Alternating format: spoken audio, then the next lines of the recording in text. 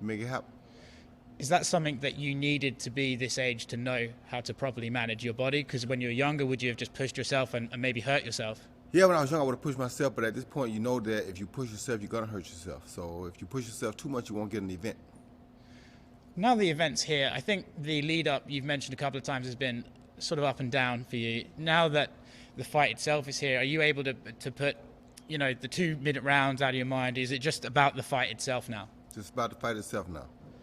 With Mike, what are you expecting from him? Are you expecting the Mike that was started out his career that knocked out Trevor Berbick, or are you expecting the Mike that didn't look that great in his last few fights and eventually retired on a stool? Which Mike Tyson are you expecting to fight tomorrow night? I'm expecting that early Mike because he's rejuvenated. He's been out 15 years. He knows what it's like to miss boxing. He realizes what he had, and he's seeking to get that back now. Because when he fought the last few fights he fought, he wasn't really in a mindset of being who he once was. His mindset had dwindled. The fight had dwindled. Now the fight is back. So now he has a desire to want to come out and be who he once was, do what he know he once could do. So with that being said, you got to expect a good Mike to come. I mean, you got to think about it, man. I seen Mike probably about 2 years ago. Looked like he was about almost 250 pounds. Now he's 220. You don't think he's serious? Let's talk about the serious conversation. I can't imagine how, for you and Mike, how frustrating it must be to put your bodies through a training camp and then right at the week of the fight, people are going to be like, it's not real this, it's not real that. Is that frustrating for you? And do you think the moment the fight starts, people are going to realize this is a real fight? For us, we don't never look at it as not real. He knows I'm Roy Jones. Roy Jones come out there to do you bad. I know he's Mike Tyson. Mike Tyson come out there to take you out. So it's like, to us, none of that counts. We don't hear what they say. We don't even hear what the commission say. It's not our job. Our job is to go out and do what we do. Do you anticipate having to spend maybe the first and second, maybe even third round just sticking and moving before? Yeah, that's what I expect. I want to come out early. I have to figure out my ways and figure out my times to attack, but I do have to let him know that I'm there. But I want to try to work him into a couple rounds, get him started, then see how quick I can get him to fatigue. If I can get him to a fatigue situation, then I can work a lot better. But early, he's very dangerous, and he's probably going to be dangerous all night. Even when he's fatigued, he's dangerous. So there are some guys, especially if they're a bit smaller than you, if you want to fatigue them, you can lean on them, get in the clinch and sort of pull them down. But for him, he's obviously a bigger guy and he's much more explosive. Is that sort of off the cards for you, or do you think you have the strength to hold him in the clinch and try and pull on his body and get the lactic acid going? I do have to hold him on the clinches and try to get the lactic acids going because he's very dangerous when he's at his own distance. So you either got to get all the way up on him or all the way away from him.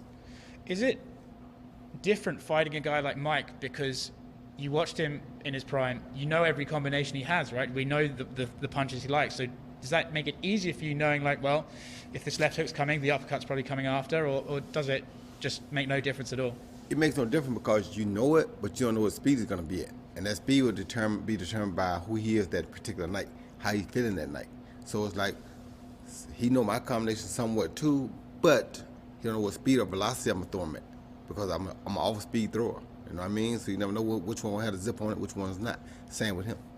Do you think in the build-up to this, obviously because he hasn't boxed for so long and because he was such a big celebrity in his prime, do you think people are sort of underestimating you, or sort of it's like the Tyson show and you're not getting the respect that you deserve?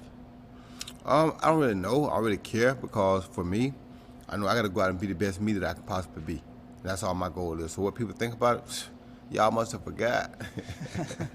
I know tomorrow night comes first, but there's a guy you've long wanted to box called Anderson Silva. Mm-hmm. He's now out of the UFC. He's a free agent. Is that something you would be interested in? If this goes well tonight, I'm almost positive that will probably be the next thing we do because he's been wanting it, I've been wanting it, so this got to go great first. Good luck tomorrow night. Thank you. How you doing? Good.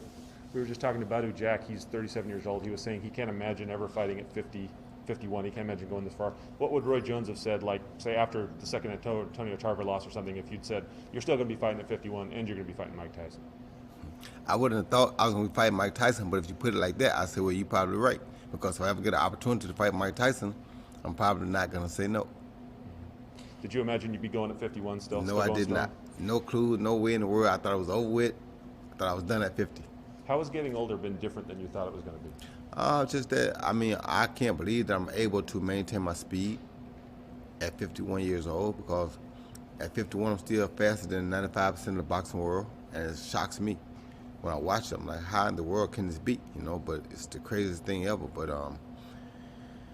the aches and pains are there because you are 50, 51, and they're gonna be there no matter what you do. So it's like you just have to have a mental strength to overcome adversity and overcome the things, little elements that get in your way. You got to be able to step on them and keep going. The athletic world has changed, hasn't it? Since Yes, it has. Since we were young. I mean, yes, it has. This was not possible. When I was a kid, 30 was old for a fighter. Right. It's just, and it's not even just in boxing. You see, Look at Tom Brady. Look at Drew Brees. Right, everybody. Exactly. So. What does that tell you? I mean, it's about advances in nutrition and science and stuff, but also it's about advances in science and nutrition too. But you can't say that all the time, because some of that stuff has gotten worse. Just that people are learning to take better care of themselves and how to preserve their bodies for the long run. So I think that's the biggest difference. You're excited to fight Mike. Is it disappointing that under the circumstances it's not going to be with fans in the arena? Yeah, it's very disappointing, because fans are what really drive me. So if I could have fans, if we had fans in there cheering me on, can you imagine? I mean, that's one of my biggest additives, is having a crowd, because that's who I come to perform for.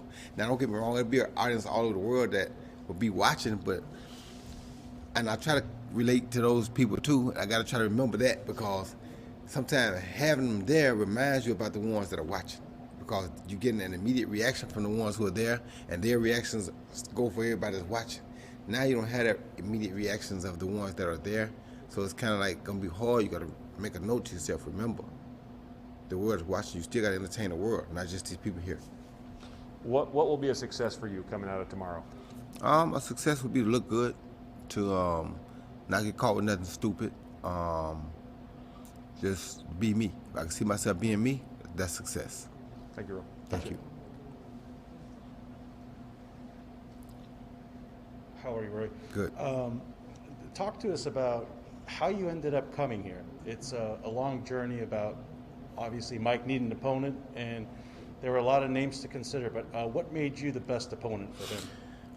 The names add up. When you get A side for something, you also need a good B side for something. It's like the East is no good if they don't have a Western Challenge. The AFC in football is no good without the NFC Championship.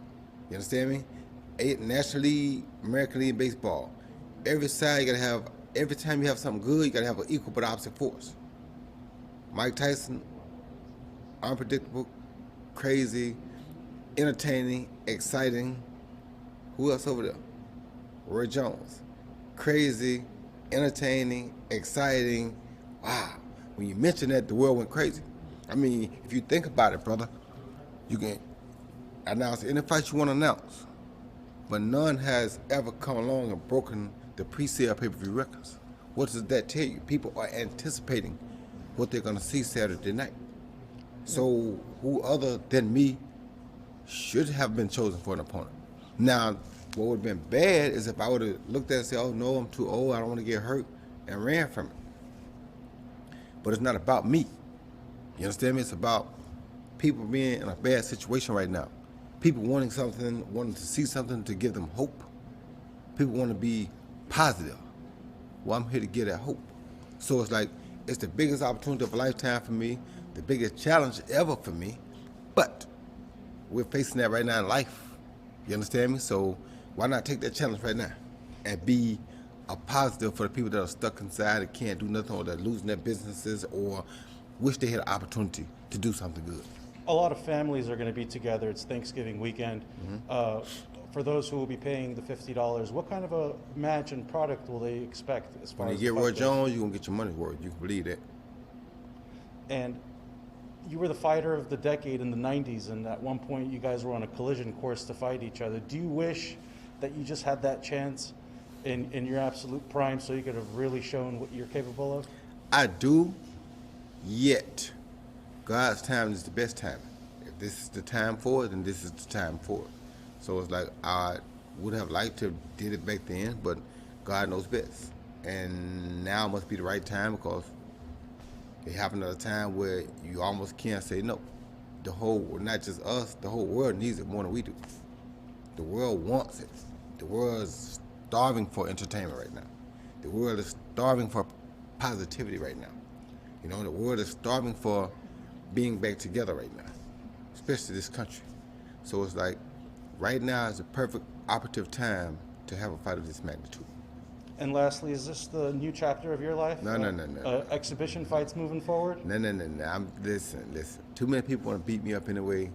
Like, I'm not wasting time. I'm giving him that shot because I also wanted to beat him up. So we both want to beat each other up. The rest of them, they don't mean nothing. He means something. Doesn't get any bigger than Tyson. Good luck Not at tomorrow, all. Roy. Thank you. Thank you.